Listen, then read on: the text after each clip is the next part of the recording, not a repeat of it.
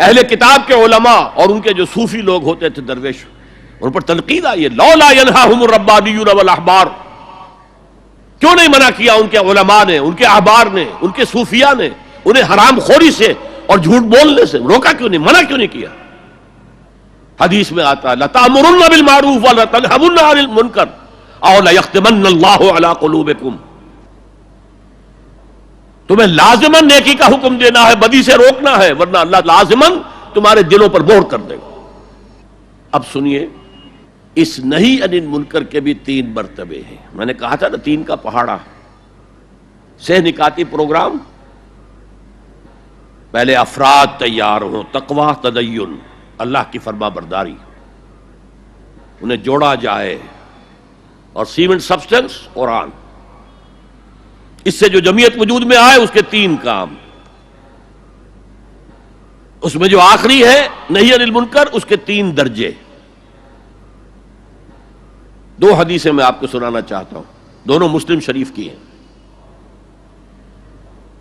ایک کے راوی ابو سعید الخدری رضی اللہ تعالی عنہ، سمعت رسول اللہ صلی اللہ علیہ وسلم یقول، وہ فرماتے ہیں میں نے اللہ کے رسول کو یہ فرماتے ہوئے سنا، من رأى منکم منکرا فلیغیرہ بیدہ فإن لم یستطع فبلسانہ فإن لم یستطع فبقلبہ وذلک اضعف الایمان۔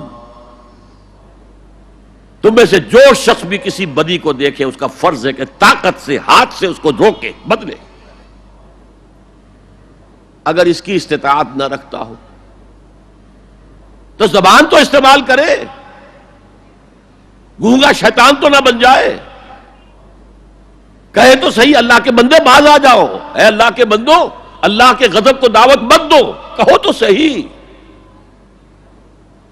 اور اگر زبانوں پہ بھی تالے پڑ گئے ہوں اور زبانوں کے گدیوں سے کھینچے جانے کا امکان ہو جائے تو آخری درجے میں فَإِن لَمْ يَسْتَطِعْ فَبِقَلْبِهِ، دل سے شدید نفرت تو رکھے، راتوں کی نیندیں حرام تو ہوں، سوچے تو صحیح کیا ہو رہا ہے۔ وہ جو حضرت ابو بکر رضی اللہ تعالیٰ عنہ نے فرمایا تھا جب مانعین زکوٰۃ کا فتنہ کھڑا ہوا ہے اور آپ نے فیصلہ کیا کہ ان کے خلاف قتال کیا جائے گا، جنگ کی جائے گی، تو حضرت عمر نے بھی مشورہ دیا کہ نہیں، خدا کے لیے تیسرا محاذ نہ کھولیے، مسلمانوں کے دل مجروح ہیں، مورال ڈاؤن ہے حضور کے انتقال کی وجہ سے۔ اب ایک محاذ تو حضور کی زندگی میں کھل گیا تھا، سلطنت روما کے ساتھ ٹکراؤ، غزوہ موتا، پھر اس کے بعد وہ غزوہ کے جس کو کہا گیا ہے عسر والا، بھوک والا، تبوک، اور تیسرا لشکر تیار تھا حضرت اسامہ کی سرکردگی میں کہ حضور کا انتقال ہو گیا۔ اب حضرت ابو بکر نے فوراً روانہ کر دیا، حالانکہ کچھ صحابہ کی رائے تھی کہ آپ اس کو لشکر کو نہ بھیجیں، اس وقت صورتحال خراب ہے، کاؤنٹر ریولوشنری موومنٹس جیسے میں نے کل کہا تھا اٹھ سکتی ہے، اور ہماری ساری طاقت ہمارے پاس ہونی چاہیے تاکہ ان کاؤنٹر ریولوشنری موومنٹس کو کچلا جا سکے۔ حضرت ابو بکر نے فرمایا جو لشکر حضور نے تیار کیا تھا میں اسے نہیں روک سکتا۔ اب حضرت عمر نے ان سے کہا اب تیسرا محاذ تو نہ کھولیے، دوسرا محاذ جو جھوٹے نبی تھے ان کے خلاف تو جہاد کرنا ہی کرنا تھا، وہ تو سری ارتداد ہے، مرتد ہو چکے ہیں۔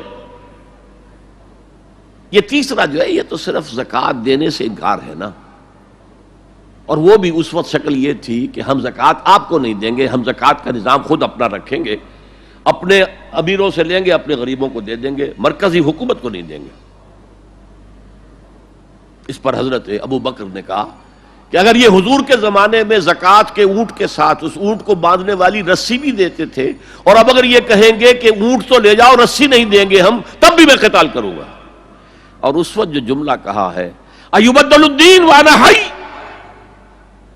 کیا دین میں تغیر کیا جائے گا جبکہ میں ابھی زندہ ہوں؟ میرے جیتے جی یہ کام نہیں ہو سکتا۔ ہمیں کبھی احساس ہے ہم زندہ ہیں، عیش بھی کرتے ہیں، اچھے سے اچھا کھاتے ہیں، اچھے سے اچھا پہنتے ہیں، دین کس حال میں ہے، کہاں ہے؟ پاؤں تلے کجلا جا رہا ہے، استہزاء ہو رہا ہے، تمسخر کیا جا رہا ہے۔ اور یہ نہ سمجھیے کہ میں کوئی ہندوستان کی بات کر رہا ہوں، نہیں، تمام مسلمان ملکوں میں یہی حال ہے۔ ہر جگہ پر کہیں بھی صحیح اسلامی حکومت قائم نہیں، اسلامی نظام قائم نہیں. بعض جگہوں پر تھوڑے سے احکام شریعت نافذ ہیں، ان کی اپنی برکات ہے، لیکن نظام تو اسلامی نہیں ہے. دولت کی تقسیم کا نظام اسلامی نہیں ہے، سیاسی نظام اسلامی نہیں ہے. اس اعتبار سے ہمارے اندر شدید نفرت تو ہو. اگر یہ نفرت بھی نہیں ہے، اگر بے چینی بھی نہیں ہے، کوئی کڑھن بھی نہیں ہے، فرمایا ذالک اضعف الایمان، یہ ایمان کا کمزور ترین درجہ ہے. کیا معنی؟ اس کے بعد پھر ایمان نہیں ہے، نفرت. دوسری حدیث سنیے، یہ حضرت عبداللہ ابن مسعود سے ہے رضی اللہ تعالی عنہ، یہ بھی مسلم شریف کی روایت. حضور فرماتے ہیں ما بعث اللہ من نبی فی امتہ قبلی الا کان لہ حواریون و اصحاب. اللہ نے مجھ سے پہلے کسی بھی امت میں کسی نبی کو نہیں بھیجا مگر اس کے کچھ نہ کچھ حواری، کچھ نہ کچھ اصحاب تو ہوتے تھے نا، 2 ہوں، 4 ہوں، 10 ہوں، 12 ہوں. حضرت عیسیٰ کے حواری 12 تھے، ایمان لانے والے کل کہتے ہیں 72 تھے. بہرحال کچھ نہ کچھ ساتھی، حواریون و اصحاب یاخذون بسنتہ ویقتدون بامرہ. وہ کیا کرتے تھے؟ وہ حواری اور صحابہ اپنے نبی کی سنت کو مضبوطی سے پکڑ لیتے تھے اور انہی کے احکام کی پیروی کرتے تھے. یقتدون بامرہ، اقتداء کرتے تھے، پیروی کرتے تھے. ثم انہا تخلف من بعدہم خلوف، پھر ہمیشہ ایسا ہوا ہے کہ بعد میں کچھ ایسے ناخلف اٹھے، یفعلون یقولون ما لا یفعلون ویفعلون ما لا یؤمرون، کہ وہ کہتے وہ تھے جو کرتے نہیں تھے اور کرتے وہ تھے جس کا حکم ہی نہیں ہوا. یفعلون ما لا یؤمرون، وہ اپنی ہی ایجاد کردہ روایات ہیں، اپنی ہی ایجاد کردہ بدعات ہیں، اپنی ہی ایجاد کردہ رسومات ہیں، ان پر لگے ہوئے ہیں اور دعوے کرتے ہیں اللہ سے محبت، رسول کے عشق کے، جبکہ ان کے عمل میں نہ اللہ کی اطاعت ہے نہ رسول کا اتباع ہے. اب جب ایسی صورت پیدا ہو جائے تو کیا کریں؟ فمن جاہدہم بیدہ فہو مومن، تو جو مسلمان بھی ان کے خلاف جہاد کرے گا اپنے ہاتھ سے، اپنی طاقت سے، وہ مومن ہوگا. ومن جاہدہ بلسانہ فہو مومن، اور جو ان کے خلاف جہاد کرے گا اپنی زبان سے، وہ بھی مومن ہوگا. وہی 3 درجے. ومن جاہدہم بقلبہ فہو مومن، دل سے نفرت رکھ کر جو جہاد کرے گا بالقلب وہ بھی مومن ہوگا. فما وراء ذلک من الایمان حبۃ خردل، اس کے بعد تو ایمان رائی کے دانے کے برابر بھی نہیں ہے. اب یہ دونوں حدیثیں نہی عن المنکر پر ہیں کہ نہیں، جس کو ہم رائٹ آف کر رہے ہیں؟